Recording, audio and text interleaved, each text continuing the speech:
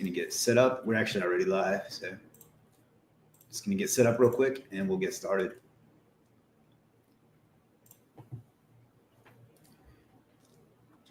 Just going to get set up. We're actually already live. All right, now I'm hearing myself. I don't want that. Just going to get set up real quick and we'll get started. All right, well, if anybody is on, can you please, for the love of God, let me know if you can hear my voice so I don't go talk to myself for an hour like I did last week.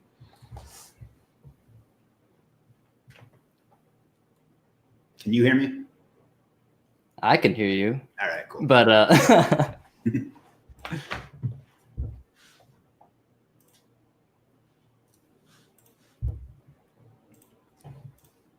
had a lot of interest in this, so you must be quite popular. Oh man, no one really even knows what I do, so it's like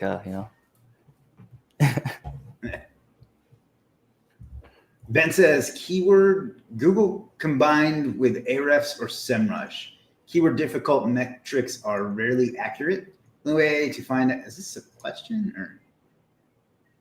The only way to find out how penetrable a niche is to look at the sites ranking on page 1, looking at their website and look. Okay, this seems like it's an answer to something else. Okay. Yeah. All right. Well, I guess we'll go ahead and start. We got a few people on. I am here with, let me see if I can get this right, my good friend Iman Shafi. How is that? That's perfect, bro. Really? Yeah, bro, you got it. All right. I didn't want to becker you and call you Iman. Bro, even to this day, he's like, Iman. So, I don't know, dude, why don't you just tell us a little bit about you and what you do and what you got going on right now, and then we'll get into some questions. Yeah, man, for sure. I mean, me and Chris have known each other for a while now. If we go back to, good old freelancing days. But yeah, right now, I have a high-ticket sales office here in Toronto. And on top of that, I'm mostly inside the cryptocurrency industry. And before all that, everything that, that propelled me into doing what I'm doing now was being an SEO. So that's where I kind of started off, got my initial success. And that's when I started branching off to what I do now, which is high-ticket stuff and crypto. When you say high-ticket stuff, do you mean like clients or what do you mean? So high-ticket meaning like we usually sell high-ticket programs. Now, we do have our own programs that we also sell, just for crypto-related stuff. But on top of that, we're building up our team of sales guys, so we can just grow from there. Awesome. Yeah. People may not know, but you're what, like 21 now? I've known you since you were like 18, 19. But... Yeah, I'm 21 now. So my point in bringing that up is you've had a lot of different successful businesses even at your age, right? Yeah, like it's been pretty crazy. I've been in this for 5 years now, and every single year, like there's been something crazy going on, like a new business that I because initially I first started off in rank and rent, and I made my first 6 figures in rank and rent, which is like a while ago, from like almost 5 years ago. And then when I got into SEO, which was like a year or two later, like SEO is in like actually doing SEO for clients, not just for myself and affiliate stuff. I started growing my agency and getting on these freelancing sites, and that's where I kind of met you when I was like 18 or 19. But again, it just goes down to I changed a lot because I just didn't really know what I liked and what I wanted to do. But everything that we did, we stuck with it and we were persistent with it, and that's why we succeeded at it. But there's been a lot of failures, so. I was going to bring that up, like not specifically, but like I know, and we talk quite a bit, and I know over the last year or two, you've had some things that would put a lot of other people out of business. Maybe you can talk a little bit. You don't have to go into specifics, but like how you managed why you stuck with it, and how you managed to keep yourself motivated rather than jump over to something else and jump ship kind of thing. I think that would probably be helpful to a lot of people. Yeah, for sure. I mean, I was like my business did crash like multiples of times. The worst feeling is like getting it and then losing it, right? And then you got to get it again. And that cycle happened multiple times throughout like the past 15, 16 months. And that was mostly like inside the cryptocurrency industry, because I started my company. Like I have a software company now, so we're not just education. We have like a full-on software and a full-on dev team. But the way it's initially started, we started that company when the crypto markets crashed. So the entire market was just down, and it had a lot of negative connotations to it. Like People thought like it was a scam. It was just horrible. And on top of that, we were fighting against policy.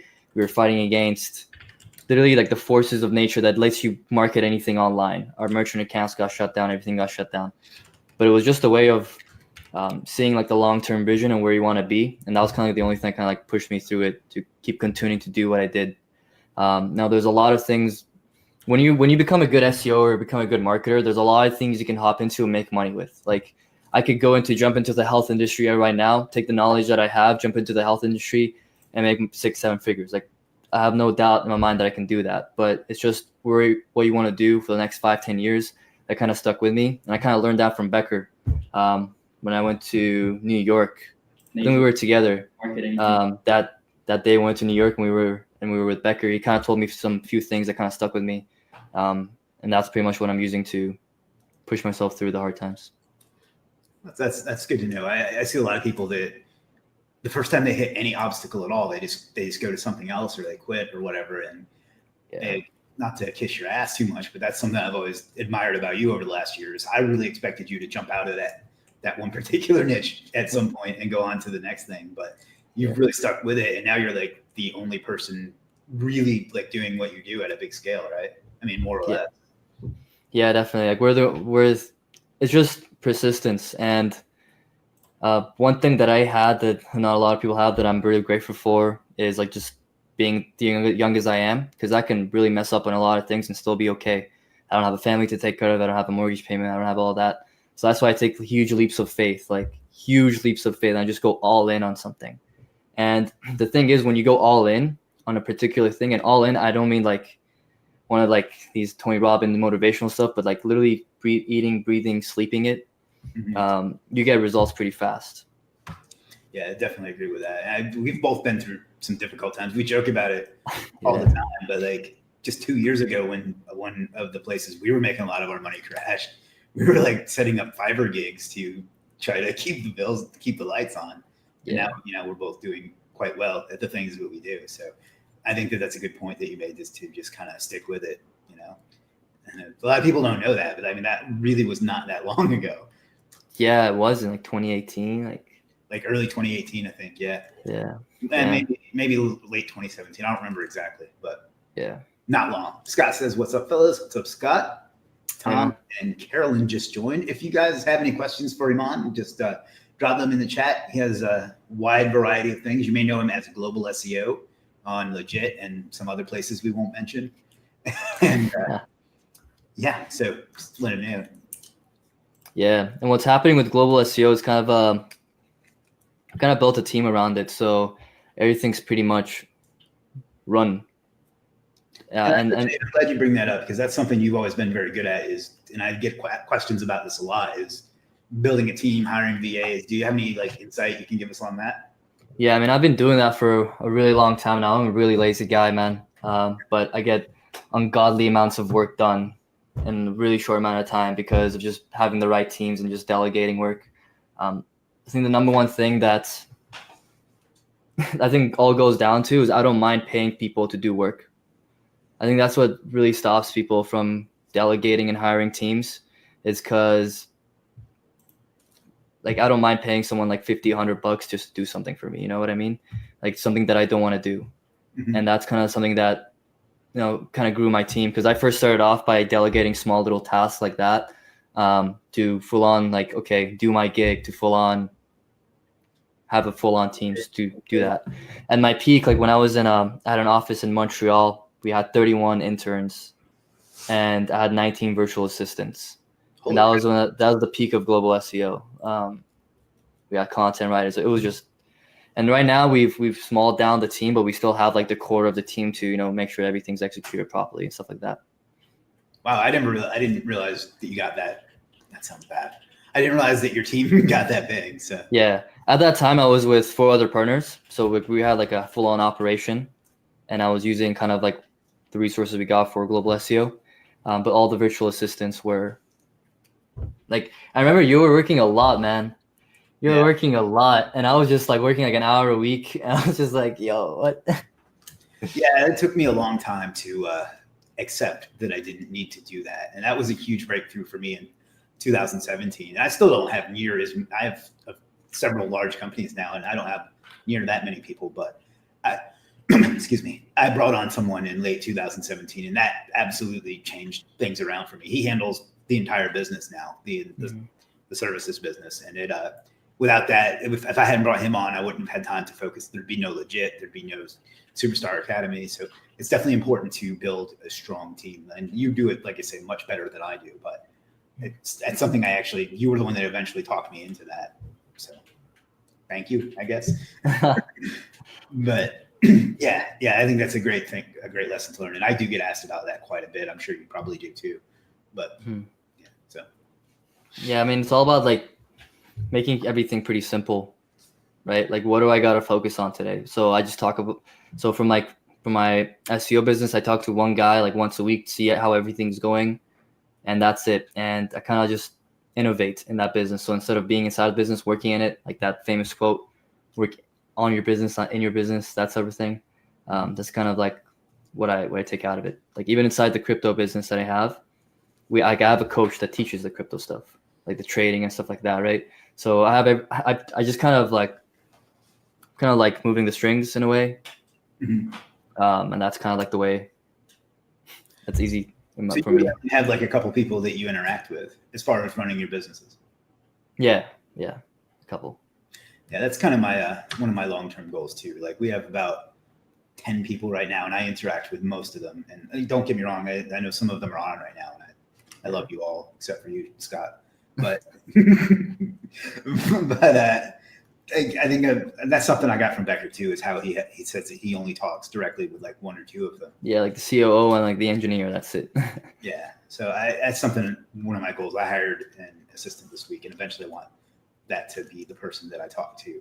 Yeah, she kind of runs everything else. We'll see how that goes. But how do you go about training people then? Do you have like SOPs and stuff? Because that's something I struggle with when I bring somebody on. Well, training. Well, when I trained my SEO guys, I had like a full-on. I literally created like a course for them. I was like, "Yo, just go through this." At the end of the course, I had a little test. Once I did, and the test was, to do the gig. To like make me an example of the gig. Like if I had the Google stacking gig, they would go do the gig and they would present it to me. And if it was good, it's good. So what I'd do is I would hire these guys personally. So I would have quality control. And what I would do is I would send them. I would put them in a group chat with my, I guess you can call it the COO. It's not an official title, but he's pretty much running the operations. And I have him deliver. I have him, if there's something inside the order that's missing, he contacts them directly. So I'm only there just to, make sure the quality's there, and that's it. Awesome.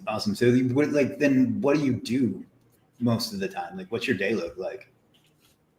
Well, right now there's been you don't have to give anything away, but just overlook.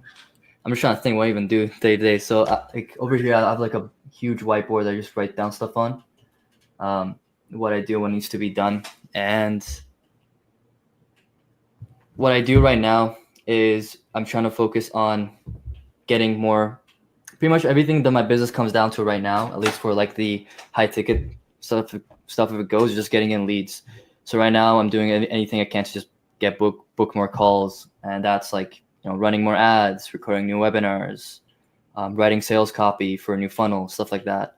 Trying to do whatever we can and rapidly testing different things out. Like every single week I come up with a new test to do, and beginning of that week I initiate that test. By the end of the week I should be done that test.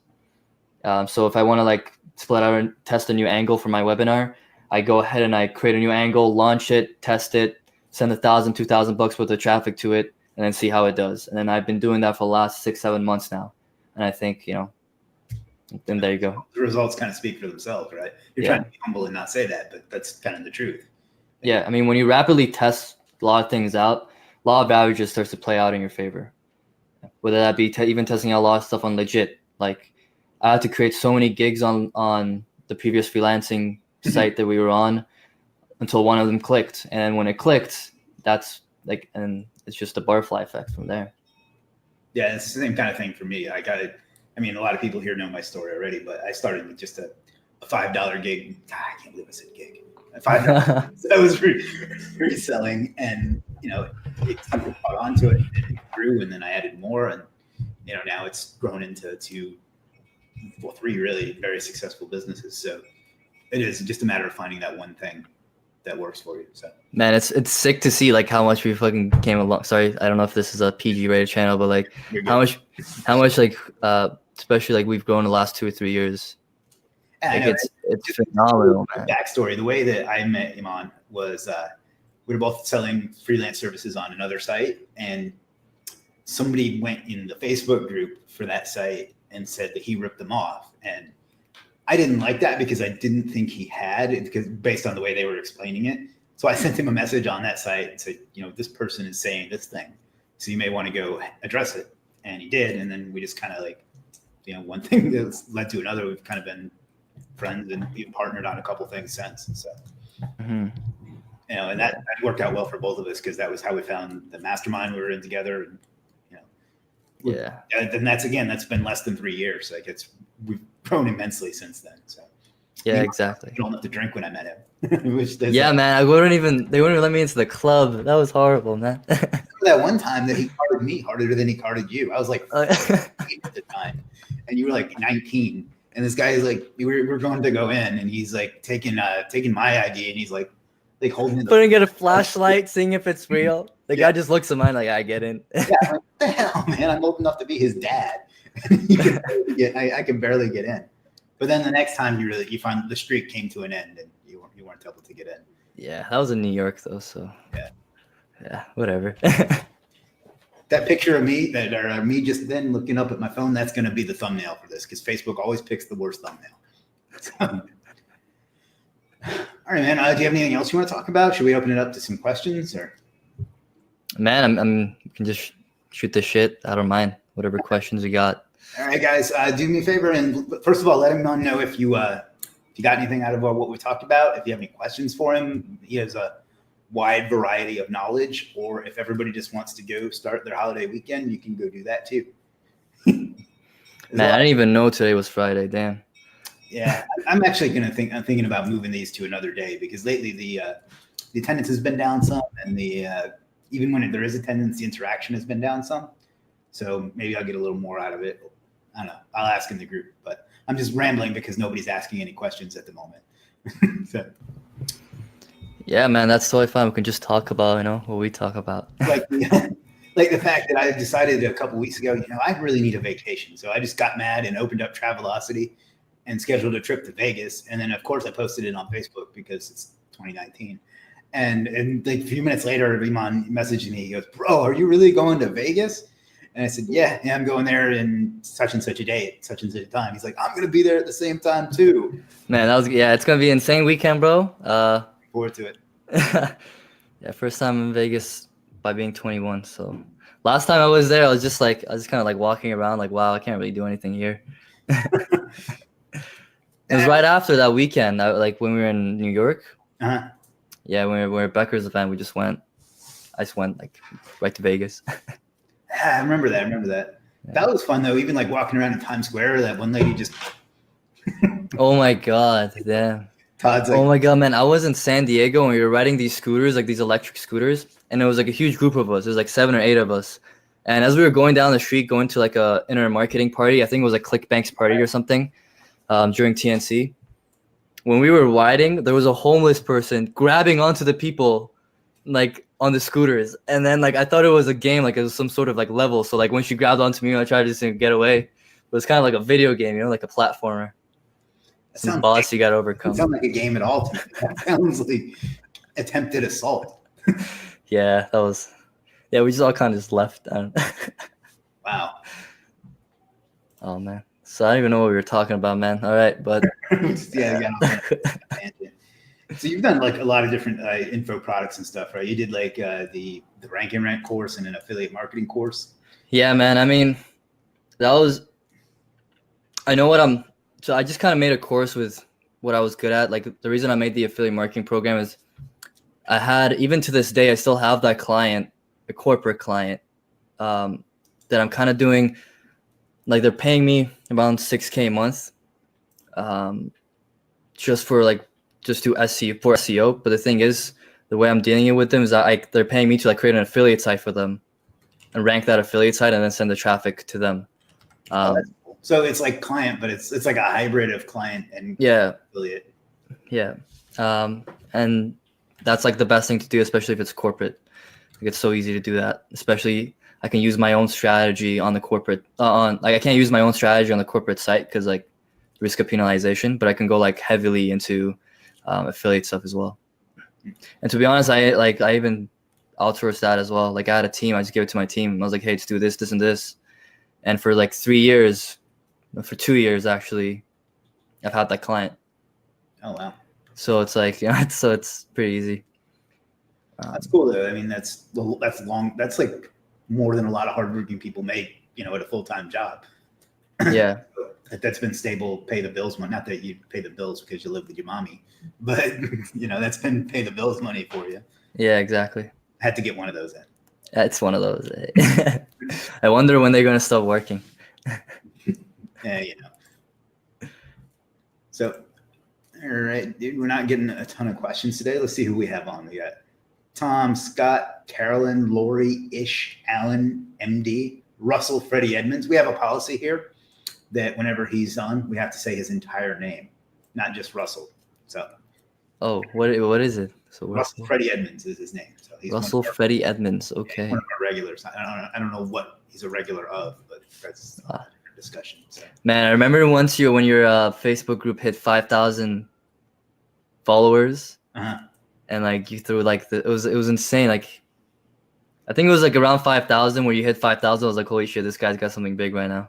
Yeah. So it's like 42 now, 41, 42.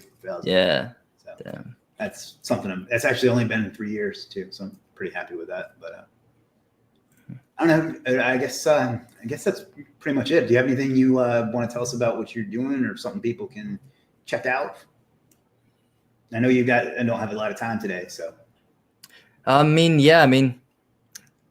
If you'll probably see my ads, you're definitely going to be seeing my ads over the next couple of months. We're going to be completely taking over.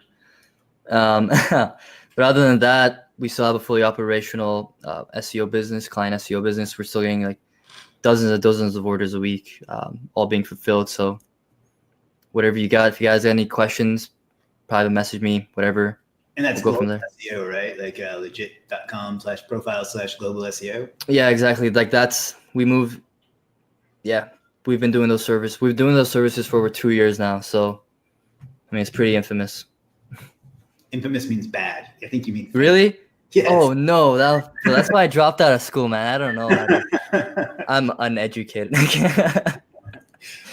Alan says regarding local ranking, how beneficial are the maps that have a 10-mile radius and multiple points? What's the best way to get those maps indexed? Index is going to be troublesome. Like I've had a hard time getting that sort of thing indexed anymore. I don't know that it needs to be. As far as how beneficial they are, I don't know. My results have been inconclusive. I think that's kind of similar to your map stacking thing. You're still getting results with those?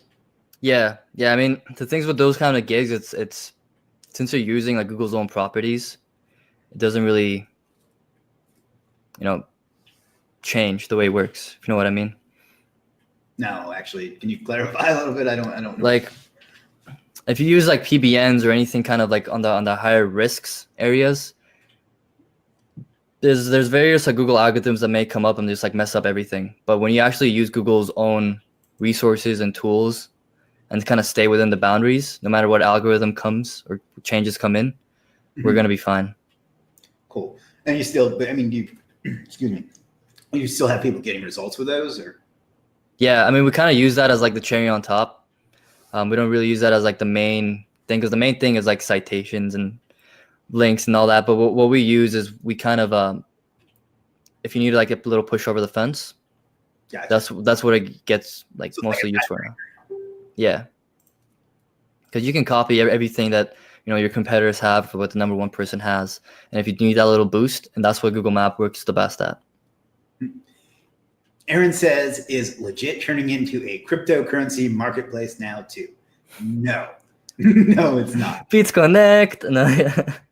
It's funny you mentioned that though. One of our earlier versions of our logo, it said Legiit, and it had the dots on the eyes were orange, and it had this like coin next to it that was orange, and it had a $sign in it.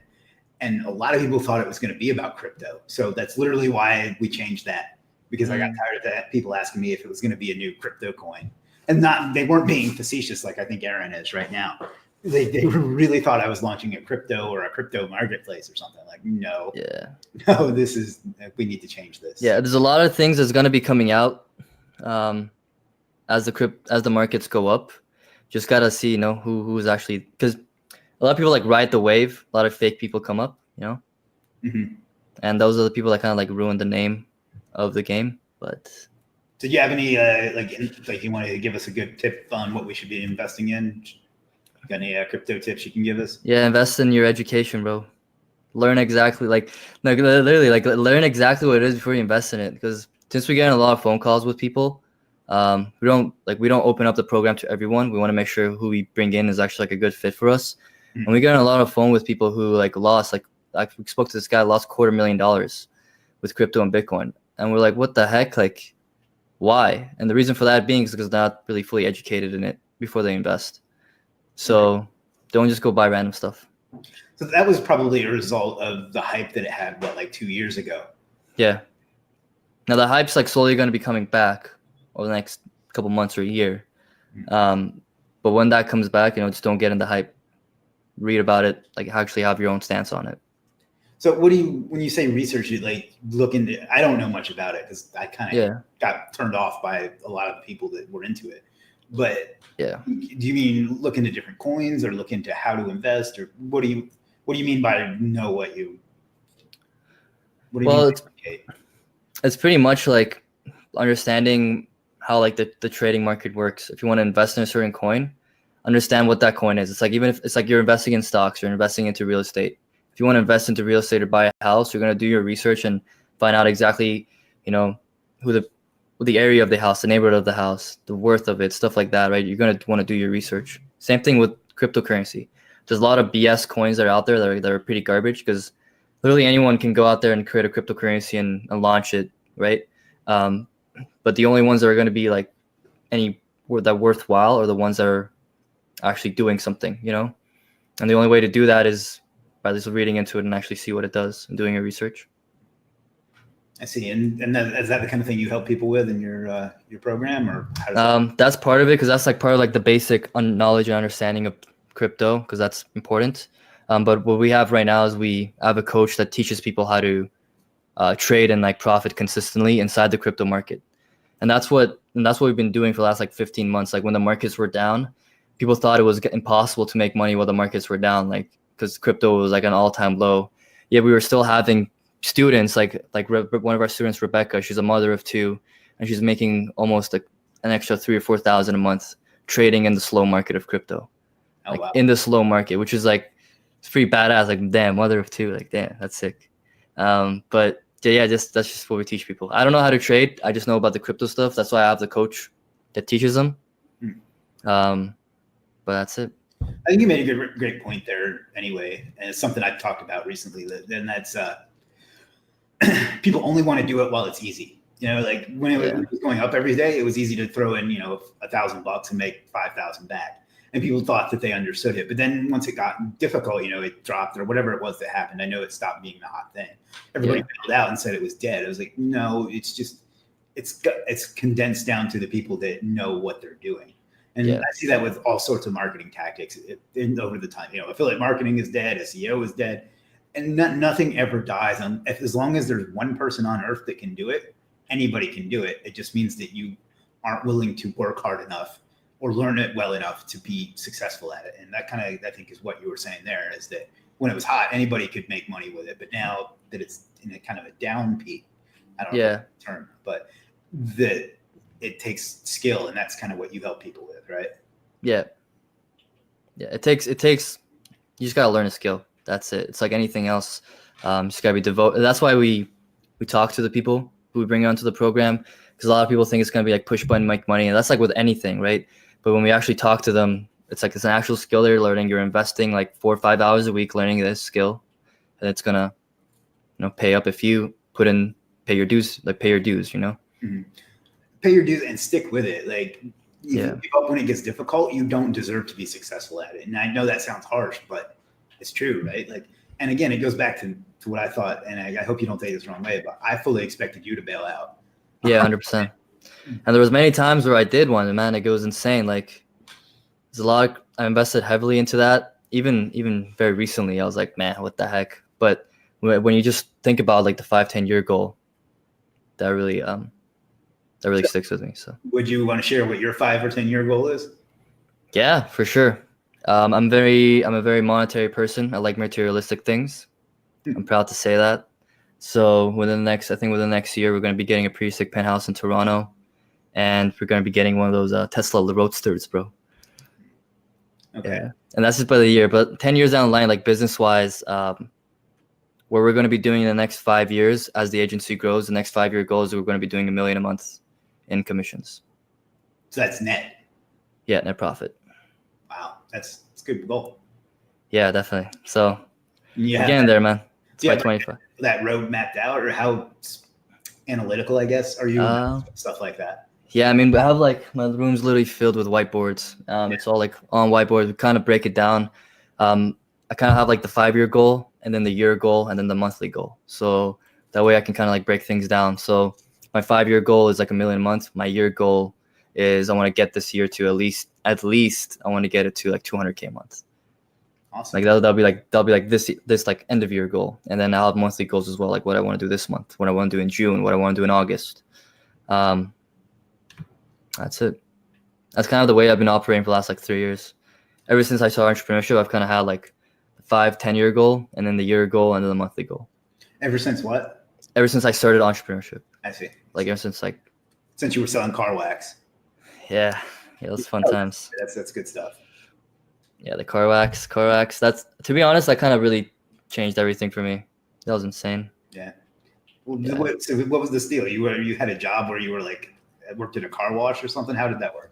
It was like a sales office, and we would sell car wax. And the way we would sell it to them is we'd first cold call the gas stations, and the gas stations not even in our area, like all over the place. We said we have provinces here, so maybe like in your country you have states. Mm-hmm. So like we would call like anywhere around the state, any gas station, doesn't matter if they're 3 hours away, 4 hours away, we'd call them and we would get them lined up for a week.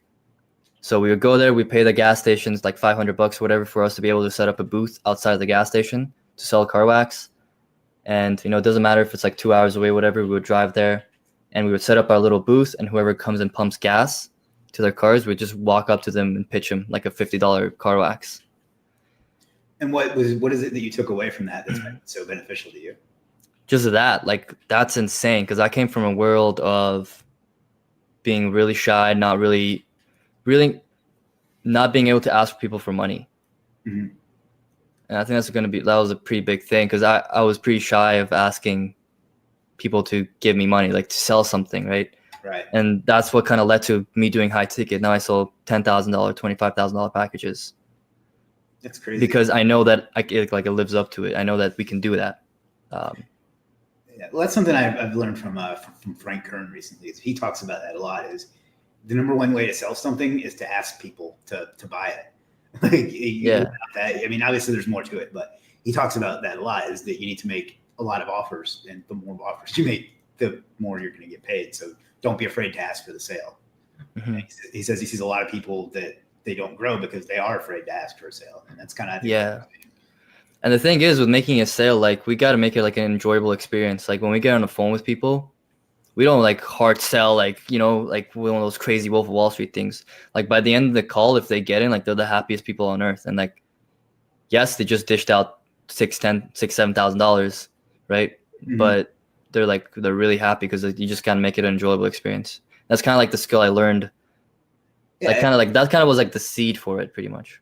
Yeah, well, and I think what you're saying is that, like, you didn't just sell them a $7,000 program. What you sold them was the result that program is going to get them, and that's why they're excited. They're not thinking about the thousands of bucks they just dropped. They're thinking about the thing that you're going to get them through that program. Like their future, envisioning their future selves, seeing that, right? Yeah, exactly. And what I do now is, I don't have any like $297 or $997 products. And because it becomes really hard when you charge that low to actually focus on people's results.